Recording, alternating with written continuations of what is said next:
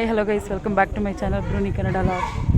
ನನ್ನ ಲಾಗ್ನ ನಾನು ರೈಲ್ವೆ ಸ್ಟೇಷನಲ್ಲಿ ಸ್ಟಾರ್ಟ್ ಮಾಡ್ತಾ ಇದ್ದೀನಿ. ನಾನು ಜೇನುಕಲ್ಲು ಬೆಟ್ಟಕ್ಕೆ ಹೋಗ್ತಾ ಇದ್ದೀವಿ. ನಮಸ್ಕಾರ ಎಲ್ಲರಿಗೂ. ನಾನಿವತ್ತು ನಿಮಗೆ ಜೇನುಕಲ್ಲು ಸಿದ್ದೇಶ್ವರ ಟೆಂಪಲ್ನ ತೋರಿಸ್ತಾ ಇದ್ದೀನಿ.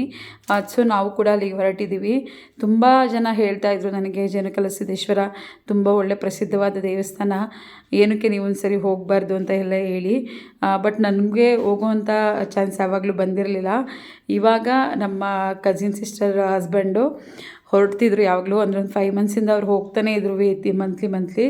ಸೊ ನಾವು ಹೋಗೋಣ ಅಂತ ಹೇಳಿ ಡಿಸೈಡ್ ಮಾಡಿದ್ವಿ. ನಮಗೆ ಪರ್ಸ್ನಲಿ ಈ ದೇವಸ್ಥಾನಕ್ಕೆ ಹೋಗ್ಬೇಕಾದ್ರೆ ಏನೋ ಒಂಥರ ಎಕ್ಸೈಟ್ಮೆಂಟ್ ಇತ್ತು. ಹೇಗಿದೆ ಏನು, ಮತ್ತು ಸ್ಟೆಪ್ಸ್ಗಳೆಲ್ಲ ಇದೆ, ಹೇಗೆ ನಾವು ಹತ್ತುತ್ತೀವ ಅಂದರೆ ಆಗುತ್ತಾ ನಮ್ಮ ಕೈಲಿ ಅಂತೆಲ್ಲ ಅಂದ್ಕೊಂಡಿದ್ವಿ. ಆ್ಯಕ್ಚುಲಿ ನಾವು ಮೈಸೂರಲ್ಲಿರುವಂತಹ ಬಳಗೋಳದಲ್ಲಿ ನಾವು ಟ್ರೈನ್ನ ಹತ್ತಿದ್ವಿ. ಅಂದರೆ ಬಳಗೋಳಕ್ಕೆ 6 o'clock ಟ್ರೈನ್ ಬರುತ್ತೆ. ಸೊ ನಾವು ಬಳಗೋಳದಲ್ಲಿ ಹತ್ತಿದ್ವಿ. ಅಂದರೆ ನಮ್ಮ ಏರಿಯಾಕ್ಕೆ ನಿಯರ್ ಇರೋದ್ರಿಂದ ನಾವು ಸಿಟಿಗೆ ಹೋಗಿ ಏನು ಹತ್ತಕ್ಕೆ ಹೋಗಲಿಲ್ಲ. ರಶ್ ಇದೆ, ತುಂಬ ಕ್ರೌಡ್ ಇದೆ, ಸಖತ್ತು ಚೆನ್ನಾಗಿದೆ ಎಕ್ಸ್ಪೀರಿಯೆನ್ಸ್. ನೈಟಲ್ಲಿ ದೇವಸ್ಥಾನಕ್ಕೆ ಹೋಗ್ತಿದ್ರೆ ಸಖತ್ತು ಖುಷಿ ಆಗ್ತಿದೆ. ಸಖತ್ತಾಗೈತೆ ಅಲ್ವಾ, ನಿಜವಾಗ್ಲೂ ಸಖತ್. ಇದು ಜೇನುಕಲ್ಲು ಬೆಟ್ಟ ಅಂತ ಹೇಳಿ ತುಂಬ ಚೆನ್ನಾಗಿದೆ. ಫಸ್ಟ್ ಟೈಮ್ ನಾನು ನೋಡಿದ್ದು, ನನಗೆ ಸೀರಿಯಸ್ಲಿ ಸಖತ್ ಖುಷಿ ಆಯಿತು. ನೋಡ್ತಿರ್ಬೋದು, ಸಖತ್ತು ಕ್ರೌಡ್ ಇದೆ, ತುಂಬ ಚೆನ್ನಾಗಿದೆ. ಸೊ ತುಂಬ ಚೆನ್ನಾಗಿದೆ ಅಂತಲೇ ಹೇಳ್ಬೋದು. 1000 ಮೆಟ್ಟಿಲಿದೆ, ಹತ್ಕೊಂಡು ಹೋಗಬೇಕು.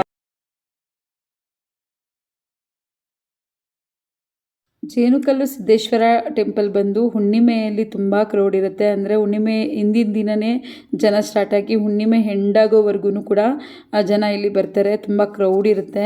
ಅದರಲ್ಲೂ ನೈಟು ಸಖತ್ ಕ್ರೌಡ್ ಇದೆ. ಹಳ್ಳಿಗಳಿಂದೆಲ್ಲ ತುಂಬ ಜನ ನಂಬಿ ದೇವ್ರನ್ನ ಬರ್ತಾರೆ. ತುಂಬ ಜನ ಇಲ್ಲಿ ಸೇವೆಯನ್ನು ಮಾಡ್ತಿದ್ದಾರೆ. ದೇವರೆಲ್ಲರಿಗೂ ಕೂಡ ಒಳ್ಳೇದು ಮಾಡ್ತಿದ್ದಾರೆ ಅನ್ನೋ ಒಂದು ನಂಬಿಕೆ ಇದೆ. ಜೇನುಕಲ್ಲು ಸಿದ್ದೇಶ್ವರ ಇಲ್ಲಿ ಉದ್ಭವ ಆಗಿದ್ದು ಹೇಗೆ ಅಂತ ಹೇಳಿದರೆ, ಸಿದ್ಧರು ಅನೇಕ ವರ್ಷದಿಂದ ತಪಸ್ಸು ಮಾಡಿ ಸಿದ್ಧಿಯಾದ ಸ್ಥಳವೇ ಯಾದಪುರ. ಇದು ಬಂದು ಅರಸೀಕೆರೆಯಲ್ಲಿ ಇರುವಂತಹ ಯಾದಪುರ ಎಂಬ ಗ್ರಾಮದಲ್ಲಿ ಇರುವಂತಹದ್ದು. ಜೇನುಕಲ್ಲು ಬೆಟ್ಟ ಫಸ್ಟ್ ಎಕ್ಸ್ಪೀರಿಯನ್ಸ್ ತುಂಬ ಚೆನ್ನಾಗಿದೆ. ಇಲ್ಲಿನ ಜನ ಹೇಳುವ ಜೇನುಕಲ್ಲು ಸಿದ್ದೇಶ್ವರದ ಕಥೆ ಏನಂದರೆ, ಇಲ್ಲಿ ಒಂದು ಮಗು ಅನಾರೋಗ್ಯದಿಂದ ಬಳಲಿ ತೀರ್ಕೊಂಡ್ಬಿಡುತ್ತೆ. ಅದಲ್ಲದೆ ಇಲ್ಲಿನ ಎಲ್ಲ ಜನರು ಅನಾರೋಗ್ಯದಿಂದ ಬಳಲ್ತಿರ್ತಾರೆ. ಆ ಟೈಮಲ್ಲಿ ಸಿದ್ಧರು ಬಂದು ಇಲ್ಲಿ ತಪಸ್ಸನ್ನು ಮಾಡ್ತಾರೆ. ತಪಸ್ಸನ್ನು ಮಾಡಿದಾಗ ಶಿವ ಬಂದು ಅಲ್ಲಿ ಪ್ರತ್ಯಕ್ಷ ಆಗ್ತಾರೆ. ಆ ಪಾದನೇ ಸಿದ್ದೇಶ್ವರ ಪಾದ ಅಂತ ಹೇಳಿ ಇಲ್ಲಿ ಪೂಜೆನ ಮಾಡೋದು ಅಂತ ಇಲ್ಲಿ ಅವರು ನಮಗೆ ಕಥೆನ ಹೇಳಿದ್ರು. ಇಲ್ಲಿ ಸ್ವಲ್ಪ ಜನ ಈ ಸಿದ್ದೇಶ್ವರ ಪಾದ, ಅಜ್ಜನ ಪಾದ ಅಂತ ಎಲ್ಲ ಹೇಳ್ತಾರೆ. ತುಂಬ ಚೆನ್ನಾಗಿ ಪೂಜೆ ಕೂಡ ನಡೆಯುತ್ತೆ ಇಲ್ಲಿ.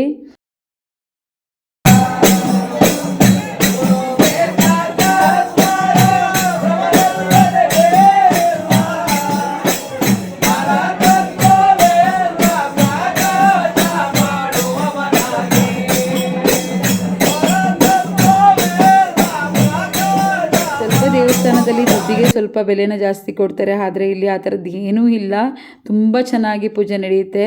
ನಮಗಿಷ್ಟ ಬಂದರೆ ನಾವು ಗೋಲ್ಕಕ್ಕೆ ಹಾಕ್ಬೋದು, ಇಲ್ಲಾಂದರೆ ಇಲ್ಲ. ಇನ್ಯಾವುದಕ್ಕೂ ದುಡ್ಡು ಅಂತ ಹೇಳಿ ಮಾಡಲ್ಲ. ತುಂಬ ಚೆನ್ನಾಗಿದೆ ಅಂತಲೇ ಹೇಳ್ಬೋದು. ಇಲ್ಲಿ ಸುತ್ತ ಹಾಗೂ ಗರ್ಭಗುಡಿಯ ಹತ್ತಿರದಲ್ಲೇ ಇಲ್ಲಿ ಜೇನು ಕಟ್ಟಿರ್ತವೆ. ಆ ಜೇನು ಹುಳಗಳು ದೇವರ ರೂಪದಲ್ಲಿ ಬಂದು ಇಲ್ಲಿ ಎಲ್ಲರನ್ನೂ ಅಬ್ಸರ್ವ್ ಮಾಡ್ತಾ ಇರ್ತವೆ ಅಂತ ಅನ್ನೋ ಒಂದು ನಂಬಿಕೆ ಇದೆ. ಇಲ್ಲಿ ಯಾವುದೇ ತಪ್ಪು ಅಥವಾ ಸೂತಕಗಳಾಗಿ ಬಂದಿರೋರಿಗೆ ಜೇನು ಹುಳುನೇ ಶಿಕ್ಷೆ ಕೊಡುತ್ತೆ ಅನ್ನೋ ಒಂದು ನಂಬಿಕೆ ಇದೆ. ಅದು ನಿಜವಾಗ್ಲೂ ನಿಜ ಆಗಿದೆ ಅಂತಲೇ ಹೇಳ್ಬೋದು.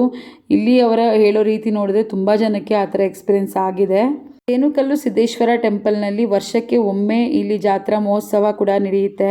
ಇಲ್ಲಿ ಅಂದುಕೊಂಡಿದ್ದು ಆದರೆ ಒಂದು 3 ಮಂತು, ಅಂದರೆ ನಾವು ಹುಣ್ಣಿಮೆ ದಿನಗಳಲ್ಲಿ ಬರ್ತೀವಿ ಅಂತ ಹರಕೆ ಕಟ್ಟಿದ್ರೆ ನಾವು ಏನು ಅನ್ಕೊತೀವೋ ಅದು ಆಗುತ್ತೆ. ಅಂದರೆ ಒಳ್ಳೆ ರೀತಿಲಿ ನಾವು ಅಂದ್ಕೊಂಡ್ರೆ ಗ್ಯಾರಂಟಿ ಆಗುತ್ತೆ ಅನ್ನೋ ಒಂದು ನಂಬಿಕೆ ಇದೆ. ಇಲ್ಲಿ ದೇವ್ರ ಪಾದದ ಮುಂದೆ ಒಂದು ಕಡಾಯಿ ಥರ ಇದೆ. ಅಲ್ಲಿ ಹರಳೆಣ್ಣೆನೂ ಕೂಡ ಎಲ್ಲರೂ ಹಾಕ್ತಾರೆ. ಹಾಗೆ ಮನೆಗೂ ಕೂಡ ಸ್ವಲ್ಪ ತೊಗೊಂಡು ಹೋಗ್ತಾರೆ. ಇಲ್ಲಿರುವಂತಹ ಹರಳೆಣ್ಣೆನ ಹಚ್ಕೊಂಡ್ರೆ ತುಂಬ ಒಳ್ಳೆಯದಾಗುತ್ತೆ ಅನ್ನೋ ಒಂದು ನಂಬಿಕೆ ಇದೆ. ಅಷ್ಟೊಂದೇನು ಸುಸ್ತಾಗಲಿಲ್ಲ, ಆಯಿತು. But okay, ಸುಸ್ತಾಗಲಿಲ್ಲ.